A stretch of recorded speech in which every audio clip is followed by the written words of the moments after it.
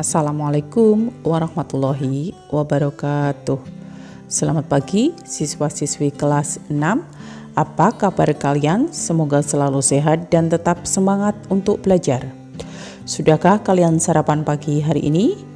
Ingat ya, olahraga dan makan teratur akan menjaga kesehatan tubuh kalian. Sudah siapkah buku kerja dan alat tulis kalian? Jangan lupa berdoa terlebih dahulu sebelum belajar. Selama 2 hari ini, kalian sudah belajar mengenai beberapa kegiatan sosial di sekitar lingkungan rumah, terutama yang berkaitan dengan kebersihan dan keamanan lingkungan. Selain membersihkan lingkungan, permainan tradisional dan upacara tradisional juga merupakan kegiatan yang dilakukan bersama-sama sejak. Mulailah dengan menjawab pertanyaan-pertanyaan berikut.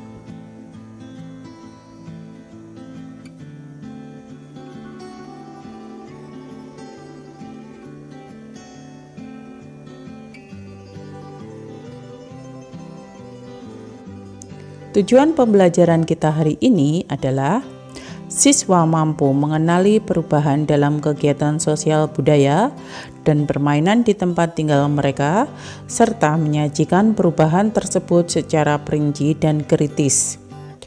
Kedua, dengan mengeksplorasi modus, median, dan min dari data tunggal untuk menentukan nilai mana yang paling tepat mewakili data, siswa dapat mengenal lingkungan sosial di sekitarnya. Sekarang, yuk membaca interaktif. Upacara adat dan permainan tradisional. Upacara adat adalah serangkaian kegiatan yang secara turun-temurun dilakukan di sebuah daerah. Setiap daerah memiliki upacara adat yang berbeda. Upacara adat dilaksanakan pada berbagai peristiwa penting seperti acara perkawinan, acara kelahiran, acara penguburan, dan lainnya. Tujuan dilaksanakan upacara adat umumnya adalah untuk memohon doa restu agar diberi keselamatan dan untuk mengungkapkan rasa syukur atas berkat yang melimpah. Permainan tradisional adalah aktivitas permainan yang tumbuh dan berkembang di daerah tertentu. Permainan tersebut diajarkan secara turun-temurun dan dimaksudkan untuk menghibur dan mengajarkan nilai-nilai yang baik. Ada aturan-aturan tertentu yang harus diikuti oleh pemain.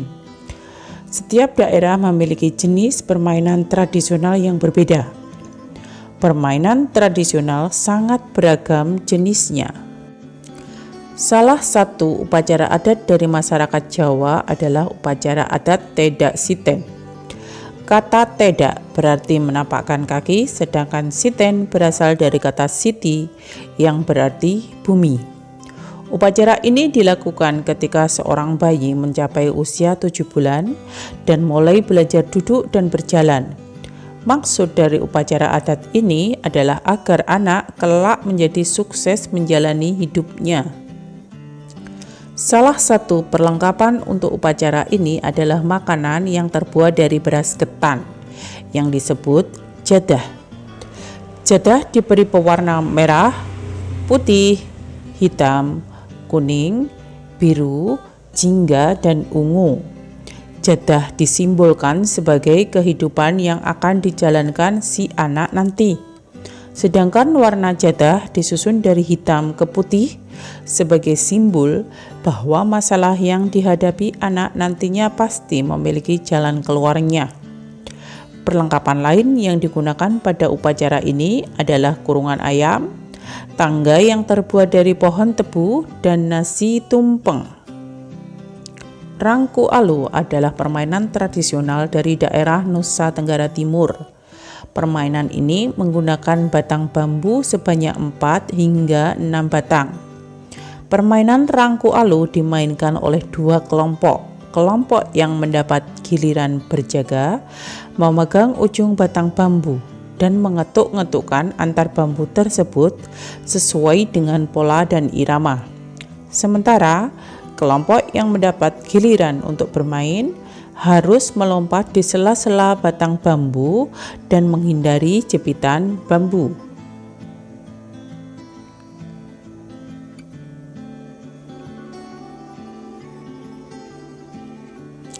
Perbedaan dan kesamaan antara upacara adat dan permainan tradisional. 1. Keduanya sama-sama berkembang secara turun-temurun. 2. Upacara adat dilaksanakan pada peristiwa-peristiwa penting, sedangkan permainan tradisional bisa dilakukan kapan saja. Ketiga, tujuan dari upacara adat biasanya untuk memohon keselamatan dan pengungkapan rasa syukur, sedangkan permainan tradisional bertujuan untuk menghibur dan mengajarkan nilai-nilai yang baik. Yang keempat, upacara adat umumnya menggunakan perlengkapan. Demikian juga untuk permainan tradisional. Namun, ada juga permainan tradisional seperti petak umpet yang tidak menggunakan perlengkapan. Sekarang memasuki pembelajaran numerasi, perhatikan gambar berikut. Berapa banyak kubus satuan yang diperlukan untuk mengisi kotak kaca sampai penuh? Sekarang ayo kita menyimak. Pernahkah kalian mengira-ngira ukuran atau banyak suatu benda? Di matematika kita mengenal konsep menaksir atau mengira-ngira. Kita bisa menggunakan penaksiran jika menghitung jumlah yang sebenarnya tidak memungkinkan. Sebagai contoh, perhatikan gambar berikut. Gambar tersebut menunjukkan kerumunan orang yang menghadiri suatu konser. Jika kalian diminta untuk menentukan banyak orang pada gambar tersebut, tentu tidak mungkin kalian menghitungnya satu persatu, tapi kita bisa menaksir banyaknya. Pertama-tama yang harus dilakukan adalah membagi gambar tersebut menjadi kotak-kotak seperti berikut. Garis kuning membagi gambar tersebut menjadi 2 bagian. Bagian kanan yang orangnya lebih padat dan bagian kiri.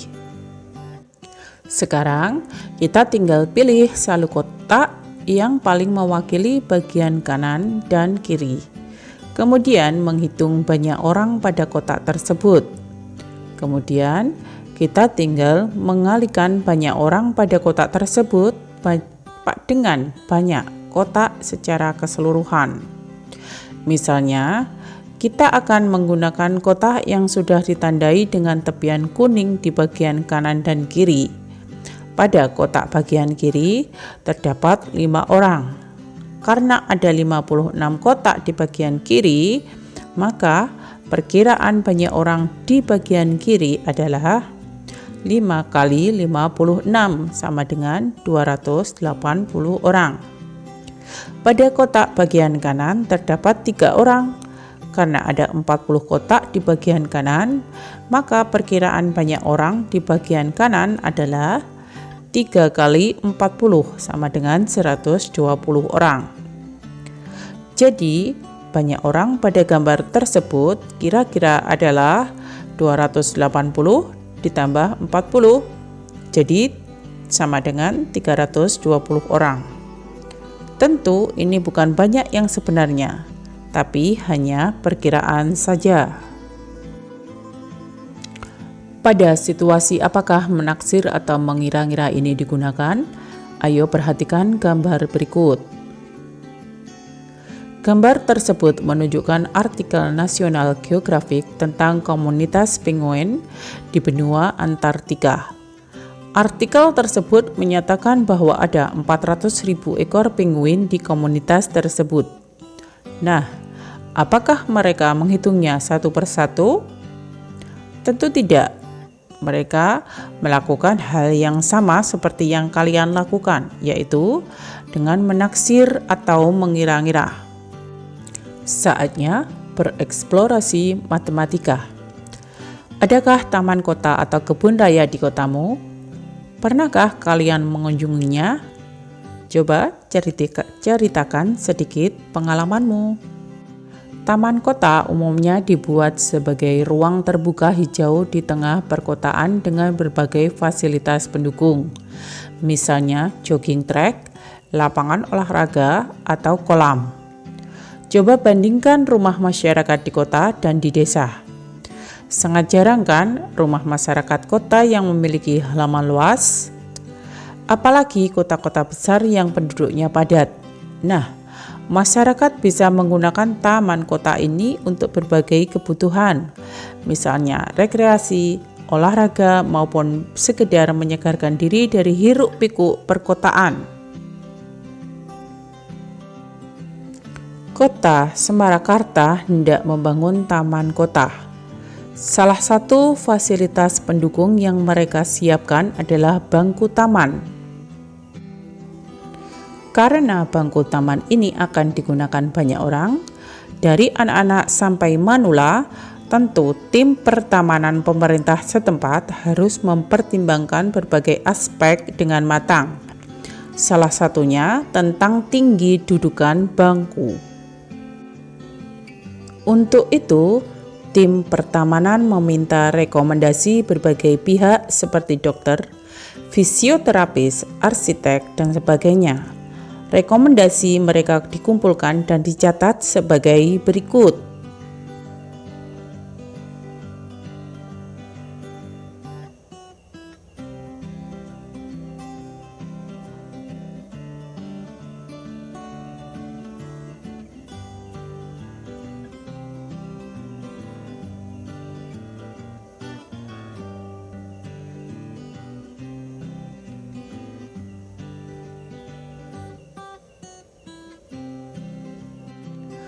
Dari data yang sudah tercatat, coba pilihlah antara benar, salah, atau belum tentu untuk setiap pernyataan berikut. A. Ahli yang ketiga menyarankan agar tinggi dudukan bangku 46 cm. B. Dudukan tinggi bangku yang disarankan antara 40 cm sampai 63 cm. C. Jika diminta pendapat satu ahli lagi, maka rekomendasi ahli ke-10 juga akan berada di antara 40 cm dan 63 cm. Kemudian yang D, dudukan bangku paling tinggi yang disarankan adalah 63 cm. E. Lebih banyak ahli menyarankan bangku tinggi daripada bangku rendah. Masih dari data yang sudah tercatat, coba urutkan rekomendasi ahli dari terendah hingga tertinggi. Salinlah bidang koordinat di bawah ini ke buku kerja kalian, kemudian sajikan data tersebut dalam bentuk grafik batang.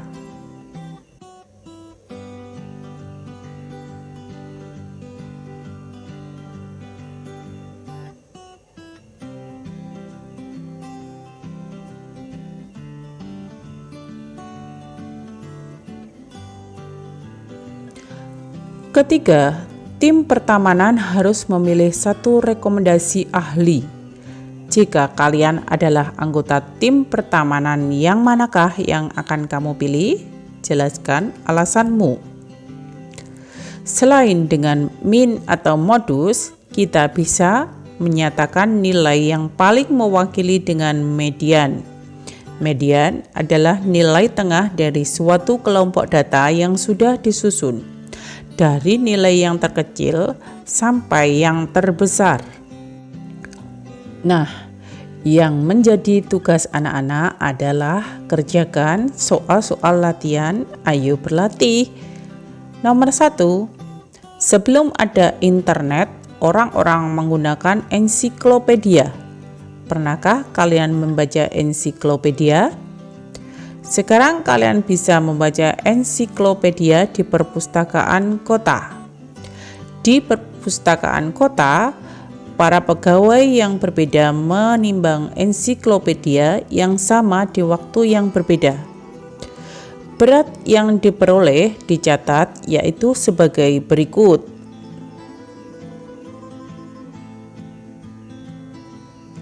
Kira-kira berapa berat ensiklopedia itu sebenarnya?